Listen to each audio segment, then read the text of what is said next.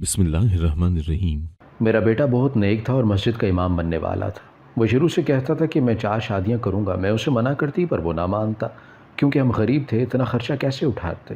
पर वो कहता कि बीवियां अपना खर्चा भी उठाएंगी और हमें भी पैसे देंगी। मैं खामोश हो जाया करती। जब वो अचानक एक साथ 4 पर्दा करने वाली लड़कियों से शादी कराया, जो टोपी वाला बुर्का पहनती थी, और उन्हें अपने कमरे में ले गया। मैं ये देखकर हैरान रह गई कि वो सारी कमरे में रहती हैं, लेकिन गुस्सा भी आता कि वो सब मेरे सामने क्यों नहीं आती, और रोज़ मेरे बेटे को पैसे भी दे देती हैं। एक दिन बेटे के बाहर जाते ही डुप्लीकेट चाबी लेकर कमरे का दरवाज़ा खोला, पर जैसे ही अंदर का मंजर देखा चीख मारती बाहर भाग गई, क्योंकि हमारे इलाके में 4 शादियों का रिवाज तो नहीं था, मगर करने वाले 3 या 4 शादियां भी कर लेते थे। कोई औलाद की खातिर दूसरी या तीसरी शादी कर लेता था, वरना अमीर लोग ही ज़्यादा शादियां करते थे, क्योंकि उनके पास पैसे होते थे। मेरा बेटा जब से जवान हुआ था मुझे कहने लगा कि माँ, मैं भी 4 शादियां करूँगा। उसकी बात सुनकर मैं हंस पड़ती, क्योंकि उनके ख़ानदान में आज तक किसी ने 4 शादियां नहीं की थी। तो वो शायद मुझे तंग करने के लिए ऐसा कहता था। वो मदरसे जाता था, बहुत नेक था मेरा बेटा। गांव के लोग उसे इमाम मस्जिद बनाना चाहते थे, मगर वो अभी ये ज़िम्मेदारी लेना नहीं चाहता था। कहता था कि अम्मा, मैं भी इस लायक नहीं हूँ, ये बहुत भारी ज़िम्मेदारी है और मैं आम सा बंदा हूँ, इमामत नहीं करवा सकता अभी। मैंने भी सोचा चलो साल 2 साल वो मस्जिद बड़ा हो जाएगा तो फिर बन जाएगा इमाम मस्जिद। अभी वो 21 बरस का ही था, इसलिए मुझे उसकी शादी की भी इतनी जल्दी नहीं थी। मेरा इरादा था कि भाई की बेटी को अपनी बहू बना लूँगी, क्योंकि मुझे अपनी भतीजी बहुत पसंद थी, लेकिन अभी तक मैंने अपने बेटे से बात नहीं की थी। आजकल मेरा बेटा हाशिम बहुत देर से घर आ रहा था और छुट्टी के रोज़ भी घर ना टिकता। मेरे दिल में बुरे बुरे ख्याल आने लगे कि कहीं वो किसी गलत सोहबत में तो ना पड़ गया। मगर जब उसे पूछा तो कहने लगा, अम्मा जी, मुर्शद के पास होता हूँ, वो बहुत अच्छा दर्स देते हैं। छुट्टी के रोज़ जाकर उनके आस्थाने की सफाई कर देता हूँ। गांव में 2 साल पहले एक बहुत ही नेक आदमी आकर रहने लगा था, जिसे सब मुर्शद के नाम से बुलाते थे। वो आदमी लोगों के मुफ्त में मसाइल हल करता था, इसीलिए सारा गांव में तकरीबन उसका मुरीद था। मेरा बेटा भी उसी के पास जाकर बैठा रहा करता था, तो फिर मुझे फ़िक्र करने की ज़रूरत नहीं थी, इसीलिए मैं मुतमईन हो गई। कभी कभी मेरा बेटा रात को देर से आता तो मैं उससे लड़ पड़ती कि तुम्हें अपनी माँ की कोई फ़िक्र नहीं कि वो घर पर अकेली होती है। कहने लगा कि अम्मा, बाहर 100 काम होते हैं, अब मैं हर वक्त घर में तो नहीं बैठ सकता। मैं भी अब अकेले रह रह कर थक गई थी, इसीलिए सोचा कि इसकी शादी कर देती हूँ। इससे बात की तो वो बोला कि हाँ कर दो मेरी शादी, लेकिन मैं 4 शादियाँ करूँगा। मैंने कहा, बेटे हमारे पास इतने पैसे नहीं हैं और शादियों पर लाखों का खर्च होता है, कहाँ से लाएंगे हम इतने पैसे। तो कहने लगा, अम्मा फ़िक्र क्यों करती हो, हमारा 1 रुपया भी नहीं लगेगा, वो हमसे पैसे लेंगे नहीं बल्कि उल्टा हमें पैसे देंगी। मैं ऐसी लड़कियों से शादी करूँगा जो बहुत अमीर होंगी। मैं हंस पड़ी, भला कोई अमीर लड़की तुमसे क्यों शादी करेगा। कहने लगा, अम्मा बस तुम मुझ पर छोड़ दो ये सब। मुझे उसकी बात का यकीन नहीं आया। कौन सी दुनिया में लड़की ऐसी होगी जो शोहर से खर्चा लेने के बजाय उसे पैसे दे, वो भी 1-2 नहीं पूरे 4। मैंने अपने बेटे की बातों पर ज़्यादा ध्यान नहीं दिया और कहा कि इन सब बातों को छोड़ो, मैं तुम्हारी शादी तुम्हारे मामू की लड़की से कर दूंगी। वो जवाब दिए बिना ही उठ गया। तो बात आई गई हो गई। मुझे लगा कि बात ख़त्म हो गई, लेकिन मैं क्या समझी थी कि बात तो अब शुरू हुई है। वो मामूल का ही दिन था। मैं घर के कामों में मशगूल थी जब मोहल्ले की एक औरत मेरे पास भागी भागी चली आई और आते ही कहने लगी, अरे बहुत बहुत मुबारक हो तुम्हें, बेटे को ब्याह दिया। माना कि मर्द को इस्लाम में 4 शादियाँ जायज़ हैं, वो कर सकता है, मगर इकट्ठी 4 शादियाँ कौन करता है। हमसाई की बात सुनकर मेरे सर पर क़यामत टूट पड़ी। मैं सारे काम वहीं छोड़कर खड़ी हो गई और पूछा कि क्या कहना चाह रही हो, मुझे तुम्हारी बात की समझ नहीं आई, किसने की 4 शादियाँ। वो औरत कहने लगी कि इसमें ना समझने वाली कौन सी बात है, तुम्हारा बेटा 4 बहुएं लेकर आ रहा है घर में, और तुम ऐसे जाहिर कर रही हो जैसे तुम्हें मालूम ना हो कुछ। वैसे तुम्हारे पास तो खाने तक के पैसे नहीं होते, फिर इतने कुंबे को कैसे पालोगी। मैंने जवाब नहीं दिया तो हमसाई खुद ही बोल कर चली गई। उसकी ज़ुबानी मुझे मालूम हुआ कि मेरा बेटा 4 शादियां कर चुका है और गांव भर में ये बात मशहूर हो चुकी है। अभी वो थोड़ी ही देर में घर आने वाला था। ये सब मेरे लिए चौंका देने वाली खबर थी। मेरा बेटा अक्सर मुझे कहता तो रहता था कि माँ, मैं 4 शादियाँ करूँगा, मगर मुझे लगता था कि वो मजाक करता होगा, क्योंकि हमारे घर में 2 वक्त की रोटी बड़ी मुश्किल से पूरी हुआ करती थी। उसकी 4 बीवियों को मैं कहाँ से खाती पिलाती। मैं इधर से उधर चक्कर लगाते हुए सोचने लगी कि हमसाई क्या कह कर चली गई है। मेरा नेक और फर्माबरदार बेटा अपनी ज़िंदगी का इतना बड़ा फ़ैसला कैसे कर सकता है, मुझे बताया भी नहीं और शादियां भी कर ली। मैं इंतज़ार करने लगी कि देखूं तो सही कौन सी लड़कियां ऐसी हैं जो एक साथ मेरे बेटे से शादी करने पर राज़ी हो गई। میں بہت غصے میں تھی۔ تھوڑی دیر بعد دروازے پر دستک ہوئی اور میرا بیٹا 4 لڑکیوں کے ساتھ گھر کے اندر داخل ہوا۔ چاروں لڑکیوں نے ٹوپی والے برقعے پہن رکھے تھے۔ میں نے پیچھے دیکھا تو پورے گاؤں میرے بیٹے کے پیچھے پیچھے تھا، ایسے جیسے کوئی تماشا لگا ہوا تھا جس کو دیکھنے کے لیے سارے اکٹھے ہوئے تھے۔ میں نے سب کو اونچی آواز سے کہا کہ تم سب لوگ یہاں کیوں اکٹھے ہوئے ہو؟ جاؤ اپنا کام کرو۔ لوگوں کو بھیج کر میں نے دروازہ بند کر دیا اور غصے سے بیٹے کی طرف پلٹی۔ وہ سر جھکائے کھڑا تھا اور اس کے پیچھے لائن میں اس کی 4 بیویاں کھڑی تھیں۔ میں نے کہا کہ کہاں سے لائے ہوئے ان کو؟ بیٹا کہنے لگا کہ یہ میرے مرشد کی بیٹیاں ہیں، انہوں نے حکم دیا تو میں نے ان سے شادی کر لی۔ میں نے کہا کہ واہ بیٹا، مدرسے میں پڑھتے رہے ہو اور اتنا نہیں پتا کہ بہنوں سے نکاح جائز نہیں؟ کہنے لگا کہ یہ آپس میں بہنیں نہیں ہیں، مرشد گاؤں کی سب بیٹیوں کو اپنی بیٹیاں کہتے ہیں۔ انہوں نے شادی کا حکم دیا تو میں ٹال نہیں سکا۔ میں نے کہا دکھاؤ تو صحیح ان کی شکلیں، میں دیکھوں تو صحیح کہ یہ کون ہیں، یہ لڑکیاں کس کی بیٹیاں ہیں یہ؟ کہنے لگا کہ اماں یہ بڑی پردہ دار ہیں، یہ کسی کو اپنی شکل نہیں دکھائیں گے سوائے میرے۔ وہ ان چاروں کو لے کر ایک کمرے میں چلا گیا۔ میں حیرت سے منہ کھول کر وہیں کی وہیں کھڑی رہ گئی۔ میری آنکھوں کے سامنے میرا تابعدار بیٹا کیسی نافرمانی کر کے چلا گیا تھا۔ کچھ دیر میں گاؤں کی عورتیں باری باری آ کر میرا دروازہ کھٹکھٹانے لگی۔ سبھی پوچھنے لگیں کہ یہ کیا ماجرا ہے، کون ہیں وہ لڑکیاں، کہاں سے آئیں؟ میں ان کو کیا جواب دیتی؟ مجھے تو خود کچھ علم میں نہیں تھا۔ میری ساری زندگی کی جمع پونجی میرا یہی بیٹا تو تھا جس کی خاطر ساری زندگی ایک بیوہ کی طرح میں نے گزار دی، اور یہ صلہ ملا مجھے۔ میری زندگی شروع سے ہی مشکلات اور آزمائشوں میں گھری تھی۔ میں نے بڑے کٹھن حالات دیکھے تھے۔ اس پل میں میری ساری زندگی میری آنکھوں کے سامنے ایک فلم کی طرح چلنے لگی۔ میری ساری زندگی غریبی میں گزری تھی۔ ہم پہاڑوں پر رہنے والے معمولی سے لوگ تھے۔ میرا باپ محنت مزدوری کر کے بامشکل گھر کا خرچ چلایا کرتا تھا۔ ہر لڑکی کی طرح میری بھی خواہش تھی کہ سفید گھوڑے پر بیٹھ کر کوئی شہزادہ مجھے بہانے آئے گا، لیکن ان پہاڑوں پر سب لوگ ہمارے جیسے ہی بستے تھے، اسی لیے ہمارے جیسے لوگ ہی رشتہ لے کر آتے۔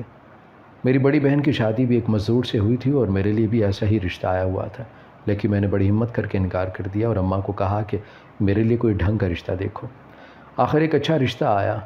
لڑکا دوسرے گاؤں کا تھا اور کھاتے پیتے گھرانے سے تعلق رکھتا تھا۔ میرے ماں باپ نے ہاں کر دی اور میں بھی خوش ہو گئی کہ چلو اپنے گھر سے تھوڑے مختلف حالات میں رہوں گی۔ میرے میاں کا نام گلزار تھا اور وہ کلرک تھا، شہر میں کسی دفتر میں کام کرتا تھا۔ ان کا گھر بھی پکا تھا، جبکہ میں تو کچے گھر میں رہا کرتی تھی، اسی لیے میں شادی کر کے بہت خوش تھی۔ یہ رشتہ کسی رشتے والی نے کروایا تھا، اسی لیے ہم ان کے بارے میں بالکل نہیں جانتے تھے۔ میرے شوہر کا مزاج عجیب تھا، وہ شہر میں زیادہ وقت گزارتا تھا۔ مجھے لگتا تھا کہ اس نے اپنی ماں کی وجہ سے مجھ سے شادی کی ہے تاکہ میں اس کی ماں کو سنبھال لوں اور وہ شہر میں رہے۔ وہ مہینے میں صرف ایک دن گھر آتا اور پیسے دے کے چلا جاتا۔ گھر میں ساس کے علاوہ اور کوئی نہیں ہوتا تھا۔ مجھے اپنے شوہر کی حرکتیں بہت مشکوک لگنے لگی تھیں۔ میں ایک بار بغیر بتائے شہر اس کے ٹھکانے پر چلے گئی۔ وہاں جا کر پتہ چلا کہ وہ کسی اور عورت کے چکر میں ہے۔ میں روتی دھوتی گھر آ گئی۔ ساس نے سمجھایا کہ اولاد ہو جائے گی تو تمہارا شوہر ٹھیک ہو جائے گا۔ اسی امید پر بیٹا بھی پیدا کر لیا کہ اب شاید شوہر کا دل میری طرف مائل ہو جائے، لیکن کچھ عرصے بعد اس نے دوسری شادی کر لی۔ شروع میں تو وہ خرچ بھجواتا رہا، مگر پھر دوسری بیوی کے کہنے پر اس نے مجھے طلاق دے دی۔ میری ساس اچھے اور نیک خاتون تھی، اس نے اپنے گھر میرے نام کر دیا تھا۔ اب میرا واحد سہارا میرا بیٹا تھا جس کو میں گھر گھر کام کر کے پالنے لگی تھی۔ میری خواہش تھی کہ میرا بیٹا بہت اچھا اور نیک انسان ہو۔ ہمارے قبیلے میں طلاق یافتہ عورت کو بہت برا سمجھا جاتا تھا۔ میں چاہتی تھی کہ میں اپنے بیٹے کی پرورش ایسی کروں کہ وہ عورتوں کی عزت کرنے والا بنے۔ میرا بیٹا اسکول سے آنے کے بعد مدرسے چلا جایا کرتا تھا۔ میں نے گھروں میں کام کیا، لوگوں کے گھر صاف کیے، ان کے جھوٹے کھانے کھائے، کپڑے سلائی کیے تاکہ میں کسی طرح اپنے بیٹے کی زندگی سنوار سکوں۔ اور بیٹا کیا نکلا؟ اسے معلوم بھی تھا کہ وہ ایک بیٹا ہے میرا۔ میرے کتنے چاؤ ہیں اس کی شادی کو لے کر، مگر اس نے میرے احساسات کی ذرا بھی پرواہ نہیں کی اور چپ کر کے شادی کرایا، میری عزت کا خیال بھی نہیں کیا۔ میں یہی سب سوچتے سوچتے سو گئی۔ صبح اٹھی تو میرے سر پر درد تھا۔ میں نے چپ چاپ اپنا ناشتہ بنایا اور اپنے کمرے میں آ گئی۔ میرا بیٹا رات بھر کہاں تھا، کس بیوی کے ساتھ تھا، مجھے کچھ علم نہیں تھا۔ صبح وہ ایک کمرے سے نکلا اور ہاتھ منہ دھونے لگا۔ میرا دل چاہا اسے ناشتے کا پوچھوں، مگر پھر میں نے سوچا اب بیویاں لایا ہے تو انہیں سے کام کروائے اپنا۔ تھوڑی دیر بعد وہ باہر چلا گیا اور ڈھیر سارا ناشتہ لے آیا اور کمرے میں لے گیا، جا کر دروازہ بند کر لیا۔ وہ لڑکیاں بس باتھ روم میں جانے کے لیے کمرے سے باہر نکلا کرتی تھیں، ورنہ سارا دن کمرے میں بند رہتی۔ 2 دن ہو گئے تھے میں نے ان کی شکلیں نہیں دیکھی تھی۔ ان کو بھی توفیق نہ ہوئی کہ جا کر ساس کو سلام ہی کر لیں۔ دوپہر کو میری سہیلی آئی، آتے ہی افسوس کرنے لگی، پوچھنے لگی کہ کیا تیری بہویں بہت حسین ہے؟ میں نے ٹھنڈی سانس لیتے ہوئے کہا کہ مجھ سے کیا پوچھتی ہو، میں نے تو ان کی شکلیں تک نہیں دیکھی ہیں ابھی تک۔ کہنے لگی کہ یہ کیا بات ہوئی، تم ساس ہو اور تم دب کر کیسے رہ سکتی ہو؟ ویسے 4 شادیاں ایک ساتھ کرنے کی کیا سوجھی تھی تمہارے بیٹے کو؟ میں نے بھی پچھلے 2 دن میں لاتعداد بار اپنے بیٹے سے یہ سوال پوچھ لیا تھا کہ کون ہے وہ، کہاں سے لے کر آئے ہو، کس خاندان کی ہیں، ایک ساتھ شادی پر حاضر کیسے ہو گئیں، وغیرہ وغیرہ، مگر میرے سوالوں کے جوابات میرے بیٹے نے نہیں دیے، خاموش رہا تھا، وہ کچھ بتایا ہی نہیں۔ بیٹا میرا سارا دن گھر سے باہر رہتا اور وہ چاروں ایک ہی کمرے میں بند رہتی۔ تیسرے دن میں نے تنگ آ کر بیٹے سے کہہ دیا کہ میں اکیلی گھر کے کام کرتی رہتی ہوں، تم اپنی بیویوں کو کس لیے لے کر آئے ہو؟ کہنے لگا کہ اماں وہ اس کمرے سے باہر ہرگز نہیں نکلیں گے، ہاں اگر تم کو گھر کے کاموں کا مسئلہ ہے تو میں نوکرانی لگوا دے دوں گا۔ میں نے شک سے پوچھا تیرے پاس اتنے پیسے کہاں سے آئیں گے؟ کہنے لگا کہ میری بیویاں دیں گی، اتنے دنوں سے جو باہر سے کھانے اور ناشتے لے کر آ رہا ہوں انہی کے پیسوں سے تو ہیں۔ اگلے ہی دن نوکرانی آ گئی جس کو میرے بیٹے نے ایڈوانس تنخواہ بھی دے دی۔ مجھے یہ سب بہت عجیب لگ رہا تھا، مانا وہ لڑکیاں پردہ دار ہوں گی، مگر میرے سامنے آنے میں کیا قباحت تھی، اور ٹوپی برقع پہن کے کمرے سے باہر آنے کی کیا تک بنتی تھی۔ واش روم بھی جانا ہوتا تو وہی برقعے میں ہی باہر نکلا کرتی اور اندر بھی جاتی، ایک ساتھ چاروں کمرے سے باہر نکلتی تھیں اور ایک ساتھ ہی کمرے میں جاتی، وہ بھی اس وقت جب میں اپنے کمرے میں ہوا کرتی تھی۔ میں نے ان میں سے کسی ایک کی آواز تک نہیں سنی تھی، محلے والیوں نے میرے کان کھا لیے تھے، روز مجھے الٹے سیدھے مشورے دیتی ہیں کہ یہ کرو وہ کرو، ان کی حقیقت معلوم کرو۔ میرے دل میں بھی ان لڑکیوں کے خلاف شک پیدا ہو چکا تھا، کیونکہ مجھے ان کے رویے بہت مشکوک لگ رہے تھے۔ ایک دن میں نے بیٹے کو کہا کہ مجھے ان چاروں کے چہرے دکھاؤ۔ یہ کیا بات ہوئی کہ ساس سے پردہ کیا ہوا ہے؟ ابھی ان کی شکل دکھاؤ، میں دیکھنا چاہتی ہوں۔ کہنے لگا کہ اماں بس کچھ دن کی بات ہے، ان کو پردے میں رہنے دو، میں خود تمہیں ان سے ملواؤں گا۔ میں نے کہا کہ میں تو ابھی دیکھوں گی۔ میں نے جا کر دروازے پر دستک دی اور کہا کہ دروازہ کھولو اور سب باہر آؤ، مگر انہوں نے دروازہ نہیں کھولا۔ بیٹے نے کہا اماں ابھی یہ دروازہ نہیں کھولے گا، تم ابھی جاؤ یہاں سے، وقت آنے پر میں سب بتا دوں گا تمہیں۔ نوکرانی کو بھی ان کے کمرے میں جانے کی اجازت نہیں تھی، جانے اتنی گرمی میں ایک کمرے میں وہ چاروں کیسے رہ لیتی تھی۔ حد تو یہ تھی کہ سوتنوں کی آپس میں لڑائی یا معمولی سی تلخ کلامی بھی ہو جاتی ہے، مگر وہاں تو کبھی ایسا کوئی معاملہ ہی تھا ہی نہیں۔ کہیں وہ سب گونگی تھیں یا وہ کسی سازش کے تحت اس گھر میں آئی تھی۔ سوچ سوچ کر میرا دماغ پھٹنے والا ہو گیا کہ میں آخر کیسے اس راز تک پہنچوں، کوئی راستہ مجھے نظر نہیں آ رہا تھا۔ رات کو میں چرپائی صحن میں بچھا کر سوئی ہوئی تھی جب اچانک کسی کے چلنے پھرنے سے میری آنکھ کھل گئی۔ میں نے کسی مرد کو گھر کے اندر والے حصے کی طرف جاتے ہوئے دیکھا تو شور مچایا، بیٹا جلدی باہر آؤ، اور معاملہ پوچھ کر کہنے لگا کہ اماں ہمارے گھر بلا کسی مرد نے آنا ہے میرے سوا، وہ میں ہی تھا، ابھی ابھی باہر سے اندر گیا ہوں۔ بیٹے کی بات سن کر میں کشمکش میں پڑ گئی کہ سچ کیا ہے، وہ جو میں نے دیکھا یا وہ جو میرا بیٹا کہہ رہا تھا۔ میرے بیٹے کو پیسے مل رہے تھے اور گھر کا سارا انتظام بہت اچھے سے چل رہا تھا۔ مجھے غصہ آنے لگا تھا، میں نے فیصلہ کیا کہ ان عورتوں کی وجہ سے میرے گھر کا سکون برباد ہو کر رہ گیا ہے، انہیں میں چھوڑوں گی نہیں۔ میرے بیٹے کو پیسے دے کر سمجھتی تھیں کہ مجھے بھی خرید لیا ہے۔ بیٹا ان کے کمرے کی چابی لگا کر جاتا تھا۔ ایک دن میں نے چپکے سے اس چابی کا صابن پر سانچہ بنوا لیا اور گاؤں کے تالے بنانے والے کو کہا کہ اس جیسی چابی بنا دو۔ اگلے دن جب ڈپلیکیٹ چابی ملی تو وہ لے کر میں فوراً اس کمرے کی طرف بڑھی جہاں میرے بیٹے کی چاروں بیویاں رہ رہی تھیں۔ میں نے جیسے ہی کمرے کا دروازہ کھولا تو سامنے کا منظر دیکھ کر میرا قدموں تلے سے زمین نکل گئی۔ میں چیخ مار کر اپنے گھر سے بھاگتی ہوئی باہر نکلی۔ کمرے میں بیڈ پر 4 آدمی بیٹھے تاش کھیل رہے تھے۔ یہ منظر میرے لیے اتنا عجیب اور حیران کر دینے والا تھا کہ میرے اوسان جواب دے گئے۔ میرے گھر میں 4 عورتوں کی بجائے 4 مرد رہ رہے تھے، اور پچھلے 10 دن سے، اور مجھے معلوم ہی نہ ہو سکا کہ میرا بیٹا میری ناک کے نیچے کیا کھیل کھیل رہا ہے۔ اس سے پہلے کہ میں گھر سے بھاگتی، ایک آدمی نے جلدی سے آگے بڑھ کر باہر کا دروازہ بند کر دیا۔ کہنے لگا آپ کہیں نہیں جا سکتی جب تک آپ کا بیٹا نہ آ جائے۔ میں نے کہا کہ تم لوگ کون ہو؟ کہنے لگا کہ اماں جی آپ کے بیٹے کو آنے دیجئے، وہی آپ کے بتائے گا۔ میں ڈر کے مارے چپ کر کے بیٹھ گئی۔ تھوڑی دیر بعد میرا بیٹا بھی آ گیا۔ اندر آتے ہی اس کی رنگت فق ہو گئی۔ اس سے پہلے کہ وہ کچھ کہتا میں نے زوردار تھپڑ اس کے منہ پر دے مارا اور کہا کہ تمہیں شرم نہیں آتی؟ اپنی ماں کو دھوکے میں رکھتے ہو؟ کون ہیں یہ لوگ؟ کیوں ان کو جھوٹ بول کر گھر میں چھپایا ہوا ہے تم نے؟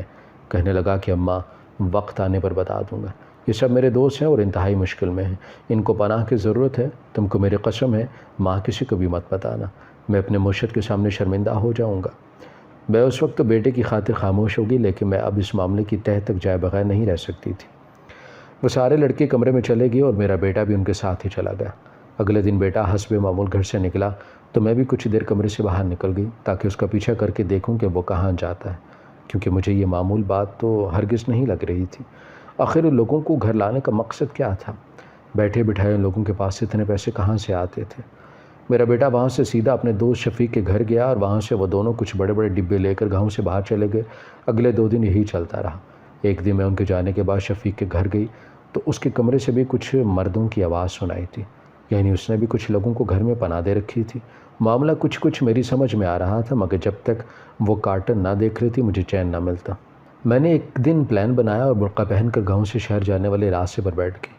جیسے ہی دور سے بیٹے اور شفیق کو آتے دیکھا تو میں نے اپنے پلان پر عمل کرنے کا انتظار شروع کیا۔ وہ دونوں اسی راستے پر کسی کا انتظار کر رہے تھے۔ 10 منٹ بعد 3 لوگ اور آ گئے۔ اب میرے اصل پلان پر کام کرنے کا وقت آ گیا تھا۔ بیٹے کو فون کیا اور کہا کہ جو کھانا میں نے تمہیں دیا ہے وہ ابھی کھاؤ۔ وہ حیران ہو کر کہنے لگا کہ ماں کام پر جا کر کھا لوں گا، مگر میں نے اسے کہا کہ صبح سے تم بھوکے ہو، میرے دل کو قرار نہیں ہے، اگر ماں کا حکم نہیں مانوں گے تو معاف نہیں کروں گی، کھانا کھا لو گے تو مجھے تسلی ہو جائے گی۔ وہ ہار مان کر کہنے لگا اچھا ماں ٹھیک ہے، ابھی کھانا کھا لیتا ہوں۔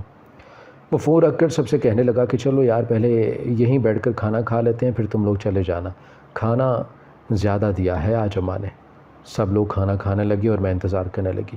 آدھے گھنٹے کے بعد سب لوگ بے ہوش ہو گئے، کیونکہ میں نے کھانے میں بے ہوشی کی دوا ملا رکھی تھی۔